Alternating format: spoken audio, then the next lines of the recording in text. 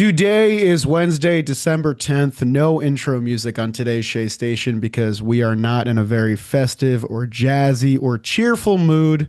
In the span of 24 hours, the New York Mets have lost two of the faces of their franchise. Yesterday, it was Edwin Diaz being lured away to the Dodgers for an extra $3 million, and today, just 15 minutes ago, after I stepped into my house after a plane ride from Orlando, Pete Alonso signs with the Baltimore Orioles on a 5-year, $155 million contract. So we are doing a Shea Station app right after the fact. You're going to get our raw emotions. We have no sheet to lean on. This is just pure, visceral anger, sadness, confusion, disappointment, all of that. I am Jack, aka Jolly Olive, and joining me, clean shaven, jawline popping, the best thing to happen to the New York Mets today, it is Jerry Blevins. Jerry, how the hell are you doing? I am lovely. Yeah, man. This is I'm actually doing hot stove later today Oh for boy. SNY. Nice. I'm sure there's some pivots being had in our docket. So it's a weird day, man. What are the Mets gonna do? Like there's no pivot point that I see to really contend and be a powerhouse anymore. No. Edwin Diaz won. You got Devin Williams as a replacement, a significantly lesser replacement on paper. Right. Like, who knows how these both of these contracts are going to play out? Um, we can dive into that a little bit deeper. That one was strange for me how they let him Yeah. go for that little. Hmm. But Pete, man, good for him. He finally shook off the. I felt disrespected for Pete Alonso Yeah. because this is what he's worth. This is what he deserves on the open market. The guy is one of the preeminent first basemen in the league.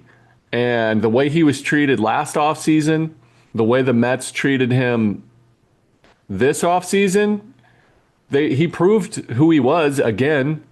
And the Mets were like, we'll be your safety net, or you'll be like, I'm happy for him, from a player speaking, because he deserves that. I'm glad we talked about this. Someone's going to go out there and say, we want you. Like they tried for Schwarber. Schwarber wasn't going to play first base, but Right. that freed up some money for them. And they said, you're our guy. Here's this. We want you. And good for Pete to just go to a team. The Orioles are trying to compete. They have, one of the young lineups. Who knows what they're going to end up doing? But I'm just happy for Pete. It stinks for the Mets. What are we going to do? Eugenio Suarez is out there, but he's a couple years older. I don't know what the pivot is for this one. Yeah, I mean, you just mentioned the Orioles lineup. I'm looking at that compared to ours. I mean, Gunnar Henderson, Pete Alonso, Taylor Ward, like they've been active. Samuel Basallo got all that money before, taking 30 games of at bats. They're going to be a really fun team this next year. I always thought Pete was going to be with the Red Sox if he were to leave. That always kind of felt like a more sensible fit. But the Orioles emerge and they know they needed to do a lot this offseason. And they get Pete Alonso for $31 million AAV. He goes to the powerhouse AL East, which is going to have four, maybe five really good teams in it. The Mets yesterday basically came out and said they're not comfortable going for more than 3 years on Pete Alonso. He's entering his age 31 season. The sentiment still really confuses me. I mean, I understood it a little bit after 2024, which was a pretty odd year for Pete. If you scrub out, the playoffs where he was heroic. This past year, Pete Alonso had one of the best seasons of his career, point blank. I mean, he played all 162 games. He was not one dimensional. He led the league in doubles, still clocked in with 126 RBI, broke the Mets all time home run record, made the All Star team for the fourth straight year in a row, won the Silver Slugger, did everything that was asked of him throughout the entire season. Sure, he had his usual kind of ups and downs, had a cold month, a hot month here and there. You remember the electric start he had to the season, but this was a terrific year for Pete Alonso and one that earned him the contract that he's been seeking for a while. I mean, you go back to the 7-year extension that he didn't take when Billy Epler was still in charge. You go back to last year where the free agency market just wasn't shaped up like he thought it would be. This year, I think there was a lot of suitors that emerged, and like the hitter market is pretty top heavy between him and Kyle Tucker and Cody Bellinger. But Pete was always going to get, I think, more than what he got last year with that weird 1 year laden with options type deal. And I maybe we'll never know the truth, but I still believe that Pete probably brought back this offer to the Mets and probably was going to go back to the Mets if they were able to match whatever the top offer was. And I'll tell you what, I mean, if nothing else, this Mets front office is tearing down this roster and building it in their own vision. They are scrapping out whatever remnants are left of a previous era because this roster is thin. The kids are going to play next year because there's opportunities everywhere. The only spots on this team that seem locked in are shortstop with Lindor, right field with Juan Soto, catcher with Francisco Alvarez, and a couple of the pitcher spots. Everything else feels completely up for grabs on this 26-man roster. And for the first time in almost a decade, the Mets are going to enter a season where their starting nine is not going to feature Brandon Nimmo, Edwin Diaz, and Pete Alonso, some combination of those three players. Three of those players, being part of the core identity of the New York Mets. It's if you can't tell, I'm shell shocked. I haven't fully processed all the emotions. I just got done processing Edwin Diaz yesterday. Now I feel like I just did. I'm starting at zero again, essentially going through the emotional turmoil of what has been a super disappointing offseason. Really disappointing so far. I think that's more than fair to say. I agree. Disappointing on multiple levels. One being the product on the field is significantly less. Yeah. There's something to be said about chemistry. Maybe they had some guys that they want to reshape the leadership in the clubhouse, and maybe that'll get them over the hump when it comes to like the collapse that they've had in the Sure. last couple of years. Not the year before, not 24, but they just didn't have a great core to where it turned into crunch time. You felt like they were going to put it together. Maybe there, but their lineup on paper is way worse. Way worse. Way Oh my worse. God. And then I don't know what they're going to do this year. Like, does this mean that they're going to punt, wait for Scooble to go into free agency and bring him to Queens? They got that money freed up. Juan Soto's still super young. He's still, I think he's 27 right now. Yeah. So, he's got significant years of being one of the best hitters in the game. I think that contract, but Lindor's getting older. He's 32 now. Jerry, I'm going to have to cut you off really quick here. We just Go got for an it. update from Joel Sherman that has somehow made me feel worse. According to his source, the Mets never made an offer to Pete Alonso. Yeah. So they wow. Never made an offer. Not even like I mean, they were in Schwarber. They went in for 3 for 120. They never made their franchise home run leader an offer. That's unbelievable. It is. It's not unbelievable. It's ridiculous Yeah. and sad, but they didn't believe in Pete. They didn't like the player, I guess, and it makes sense to me. I was going to say I doubt that he came back to them Yeah. to try to match that offer because why would he? Right. You At this know, point, he doesn't owe them anything, no, he after doesn't, outflows. and he's been disrespected by them for 2 straight years now. As a free agent, they didn't want him. They didn't want him for anything. He bet on himself, and a team went out there and gave him what he earned. So it's interesting. This is a do you believe in David Stearns?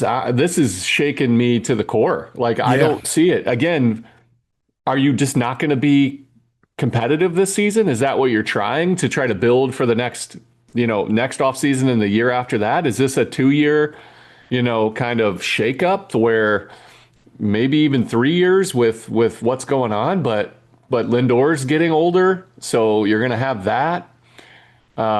Simeon will be off the books in a couple of years. Is that what you're waiting on? Are you going to move Jeff McNeil?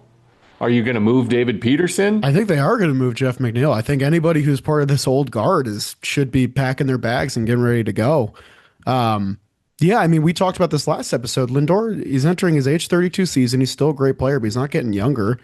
I don't see it right now. What I know for sure is that players like Carson Benj and Jet Williams are either going to be involved in a huge trade or get huge opportunities in 2026. Either way, these decisions have been significant for them. But ever since you said last episode that it feels like the Mets are entering a sort of like punt phase for 2026, I haven't been able to shake that. And every subsequent move that has happened after that show has further emphasized that that might just be the truth at this point. And, in 2024, you could characterize that as a punt year from the beginning and look how far they went. You never really know what's going to happen. But nothing about this roster right now outside of, Soto and Lindor instills much confidence that the Mets are going to be even close to competitive in the National League East. I mean, the Phillies brought back their guy for 5 years and 150. And sure, you can look at the fourth and fifth years of that deal and spin it as, oh, this is a lot of money for a DH. But they're focused on right now. The Phillies are focused on their window right now. And for them to compete and possibly win the World Series, Kyle Schwarber needed to be part of that equation. For me, if the Mets are going to compete in this immediate window and try and compete and win a World Series, Edwin Diaz and Pete Alonso were part of that equation. And now they're not here. So that tells me that the Mets are not trying to compete and win a World Series in this immediate window, which is really disappointing. You have the richest owner in baseball. You have solid infrastructure. You have one of the highly regarded farm systems in the game. And it just feels like they're letting opportunities go by the wayside. I think Diaz was a more egregious case because Alonso, we mentioned this a couple times in Chase Stations of the past. Alonso always wanted to reset the first base market and become the highest paid guy. Now he is. He broke Freddie Freeman's contract record. He's up there. He's got $31 million in AAV. He's made more money through these weird ups and downs of contract negotiations than he would have if he signed the 7 year, $150 million extension way back when. So in the end, Pete won. Pete proved himself, got the payday, and ended up earning more money. It's just, it's not the end result anybody wanted, I think, because he's not going to be wearing blue and orange. Yeah, Just this is just orange. Just orange. My just bad. orange. Just orange. The black and orange. There we go. To me, it feels like they have made a choice. To me, the biggest choice was That was sorry, that made me they made a choice. they made a choice to not go at it for this coming season, Yeah. to not go all in. So that doesn't mean that they're not going to do it in the next couple of years. They didn't see their window of competition for this year being real, Yeah. and they've got that CBA coming up. Who knows what happens? So it feels to me like their window started out with Francisco Lindor and they shifted it, and it's now Soto. Juan Soto. Yes. It's Juan Soto's team, and they're going to build around that for as long as he's going to be at the top of his game, which is, hopefully, and it seems like it will be, and it should be. He's going to be elite for another decade. Right. I mean, he's 27. He could play, at least 7 years. So I think they punted. For Diaz, I wanted to talk a little bit about this. The contract that he got, 3 years, Yeah. 23 a year. That's a choice. That is a choice that the Mets made, that they don't want to give him a fourth year. So because he would have taken 4 years easily. It's a shock to me. Yeah, I mean, this one, I'm believing. I mean, we'll fully transition to Diaz now because there's only so much more we can say about Pete. It's sad and it is what it is at this point. With Diaz, we didn't get to fully hash it out, but yesterday comes out 3 years for 69 million. And my reaction to it when we didn't get the full details, I was like, yeah, it must have been a 5 year 110, 5 year 120. Like I thought it was going to fully be a repeat of his last extension plus more money because I think Diaz is worth that. He's the best closer in baseball. It ends up being 3 for 69. I was in pure shock. Apparently, the Mets' last offer was at 3 for 66. There was reports that they had quoted saying that there was room for wiggle room and they could have gone higher and they were waiting for Diaz to bring it back to them and then he didn't. And that's all fine and good. And you can give Stearns a pass and for the front office a pass if you want to, but also you could have put your foot down and given him a seismic offer and blown the Dodgers offer out of the water and made it known that this guy is incredibly important to our team. And it still would have stung when Pete Alonso left the next day, but at the very least, you would have had a really solid back end of the bullpen. Devin Williams even went on SNY yesterday and said, if I was a betting man, I thought Edwin Diaz was going to be a Met. It certainly felt like it was part of the plan that Edwin Diaz was going to be a Met. David Stearns, in his interviews before Diaz signed, seemed very confident and very cool and collected about the direction the Mets were headed in. And then the next day didn't even comment on Diaz signing because it wasn't finalized yet. I mean, everything in the last 24 to 48 hours has been nothing short of a disaster for the Mets. Unbelievably so. And the Diaz one felt a lot more avoidable than this Alonso one, but it doesn't change the fact that these two guys were at the top of their position, if not the top, for the past 3 to 4 years. And you had them, and they were part of your team's identity, and you just let them go over money. That's really what it was for the richest team in baseball. It's A crazy. major shakeup, major shakeup. This is, and I think about it with the coaching staff too. Letting Hefner go. All right. Um, it's just it feels like a transition. It feels truly like they are not punting. They have a decent team. They could be magical. Who knows? But they're not trying to win. They have made the decision to not try and win. Maybe they go out and get a Eugenio Suarez on a high AAV for a 2-year deal. Who knows? I But think they it's go not. after Bellinger now, probably. But like, does that feel good? I don't No, know. because Bellinger is getting older too, and Right. and the window with Bellinger and Pete would have been understandable, but to me, he's off the table for the Mets as well. They don't need to sign any of the big names anymore if this is the choice that they're making. There's no reason for them to get the number two guy. Like there was going to be a need for them to get a closer, hands down. Yeah. They got Devin Williams, what I think is a discount. So they solidified that if that's who they believe in, and he has to be your closer as of now, unless you go out and get Robert Suarez, which doesn't make sense with their MO this season. So I see no significant additions happening. They're going to add more because they have holes to fill, Yeah. but it looks like they're going to give these young guys a chance to play, see who can shine, and then build around that core as well.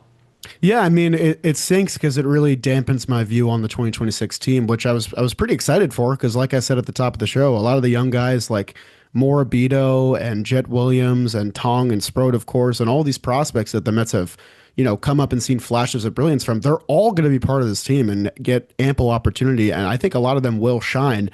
But it's hard to get excited about that when they're thrust into such major roles because of the offseason that the Mets have had. They don't have the proven veteran major league guys that were on this roster for many, many years to be, the leads in this team, in this 2026 roster, and let the young guys shine in the background. Now, I mean, the weight of the world is on Brett Beatty to not only repeat what he did last year, but be even better. The weight of the world is on Mark Vientos to produce any level of what he did in 2024 in 2026. I mean, we kept complaining. I mean, what are the spots going to be for Acuna and Mauricio? They're going to get a lot of at bats now, and like none of it feels really great, honestly, from the Mets fan perspective. I really wonder. I wonder what Steve Cohen is thinking right now because we know at this point that Steve Cohen is not the person making decisions anymore. Like we know for a fact when the Mets signed Scherzer, that was Cohen intervening and making that thing happen. It's very clear that the keys are fully in David Stearns' hand, and he is the lead decision maker. Cohen is providing the finances to get whatever deal's done. I wonder how he feels right now, seeing Pete Alonso leave, seeing Edwin Diaz leave when both of these guys could have stayed, and Diaz probably would have become the best closer in Mets history. Alonso would have added to that home run lead and probably set more records along the way. I know you can't operate a front office based on fan sentiment and team loyalty and all these things. You need to make the smarter, tougher decisions sometimes, but it doesn't change the fact that this is all leaving a very bitter taste in Mets fans' mouths, and they're just going to have to wait and see about what they're going to do in response. Like, what trades are they going to make? Is it going to be blockbuster moves for top end starting pitching? Are they going to get involved in some of these big power bat sweepstakes? Like, are they a player in Kyle Tucker now? I don't know. But again, like you said before, and I can't stop thinking about it, those moves would not align with what they've done so far. What they're trying to do, and I'm looking at their payroll right now, is I think they're trying to free up all the money they can beyond 2027, because in 2028, so the next 2 years, they got guys on the books for 10 million or more pretty handily, like Clay Holmes, Jeff McNeil, Kodai Senga, all those guys. 2 years from now, in 2028, the only three players that are receiving non-arbitration money, like contracted money, are Semien at 20 million, Lindor at 34, and Soto at 51. Everything else is completely off the books. Whereas before, you had Nimmo on the books, you probably would have had Diaz on the books, you definitely would have had Alonso on the books. So I understand from that perspective, but again, if you just dip your toe into the Bellinger pool, it's going to be a 6 year deal. It's going to be a 5 year deal. Tucker's going to be more than that. I think 2026 might just be a wash, Jerry Blevins. It might just be a wash. I think so. I think we're going to see a rotation of Jonah Tong, Brandon Sproat, Nolan McLean. Um, what's the Tommy John status of Christian Scott's, I think, going to be ready by May. okay, so So we're going to he's see what he involved. Yeah. has. They're going to give him some leeway. I don't know what they're going to do with Kodai Senga if they can get a decent trade offer. I think he's gone. Yeah. Otherwise, they're going to try to beef him up and then send him out there. I think they're talking about already. We've seen speculation for David Peterson. They're going to let, Tyler McGill walk. They're going to do all these things. We're going to see Carson Bench, Jet Williams. We're going to see these guys in the big leagues probably this season. Ryan Clifford, maybe. I think they're going to let Mark Vientos play first base. And if he's not hitting in the first half, that we're going to see a guy step into that position. They're gonna sample to see who they have. They're punting this crop of free agency to move to next year and the year after that and the year after that. So this was a choice that they made to not go and try to win now in 2026. It sucks. It's hard. It's going to be tough to cover, tough to watch. We might see some flashes of guys that we like, that we appreciate, and something that they build on for 2027, 2028 moving forward. So it's going to be interesting for me to see what moves that they make to supplement these guys, because they're going to have to play the young guys. It's the only thing that makes sense now, because the free agent guys on the market now, unless they make all these trades, unless they trade for like the Tigers for Skubal and Kerry Carpenter, or who's their first baseman? Spencer Torkelson. Yeah. Unless they make like a big trade for both of those guys, which I don't see happening, No. then it's not 2026 that they're looking at. This is a future move, one that is shaking the foundation, not shaken, dismantled the foundation Better word for it. Yep. of what the Mets have built over the last few years.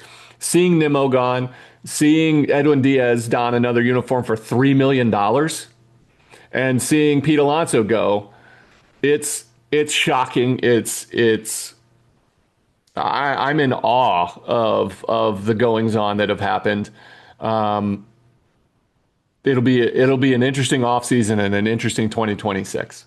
Yeah, the options beyond Cody Bellinger at first base are Reese Hoskins, Paul Goldschmidt, and Josh Bell, or Wilmer Flores if you wanted to, have a little reunion there and get some fan service back. Christian Walker was shopped in trades. Nobody wants him either. It's just that they don't have a lot of options. I mean, the only way I see them trying to compete in 2026 is if they become a player for Bregman, if they become a player for either one of Bellinger or Tucker, and then possibly maneuver a trade for a starting pitcher. But that seems like so far away for this Mets front office to do even one of those things. So yeah, Mets fans, I know we usually try to spin things positively and take an optimistic tone, and it's paid off for us in the past, specifically in 2024. I don't have a lot of optimistic thoughts. I don't have a ton of positive thoughts. I think I understand what the vision is, but that doesn't mean that I feel good about it. It's especially when this team was so close to competing for a World Series championship 2 years ago. They were the best record in baseball halfway through the season last year. I know that last season was horrible, especially obviously the way it ended. But this feels like a very, very intense reaction. And it feels like David Stearns is saying, okay, I have the evidence I need to dismantle this team and build it the way that I want to build it, with no remnants of past rosters lingering and bogging me down. So We'll see what he does. He helped build the 2010s Astros. He helped build the late 2010s Brewers. Can he build something here with unlimited resources and a stacked farm system? I think he can, but he has fully lost the trust of this fan base, and I think they know this as being the risk going into decisions like this. It's wild. It's wild. There's only one move that I can see, or two players out there on the free agent market that would change how I feel about that. That's if they go for Bo Bichette. Right. I don't know where he fits in. Maybe he slides Simeon to third, or he plays third. Can he play third? I Yeah. honestly, He plays a good second base. It would probably be Semien that moves to third, maybe. I'm not sure. yeah. That would be interesting. Or Kyle Tucker. Those are the only two names that are under 30 years old that make any sense. I don't think Kyle Tucker's in play because he's already 29 and he's going to be a huge contract, deservedly, rightfully so, almost a 9 war year this year. Yeah. So I don't see them going for Kyle Tucker at his age. I don't think Alex Bregman makes sense for them anymore, No. because that's a compete now. He's got his best years are front loaded on whatever contract he signs for sure. Everywhere else doesn't make sense. So I don't know what they do. I think Yeah. Bellinger's out. I think Kyle Tucker's out, and I think Bregman's out. I think this is probably our most down podcast ever, right? I I mean, think we're being real. it's real. It's hard to be anything other than real in this moment. I mean, the DeGrom stuff was sad, but I think we partially expected that, and it was maybe best for both sides, whatever. I know that like the specs of the Alonso contract at the end are tough, but I still would have just liked to see the Mets at least make an offer to your franchise home run king, to a It former would have rookie been a of the slap year. in the face. I guarantee it would have been a slap in the face Yeah, offer. I don't know what's worse then, honestly. I really don't like not making the offer or making a shitty offer that you know is not going to get accepted. But my To God. me, that would have been worse. Yeah.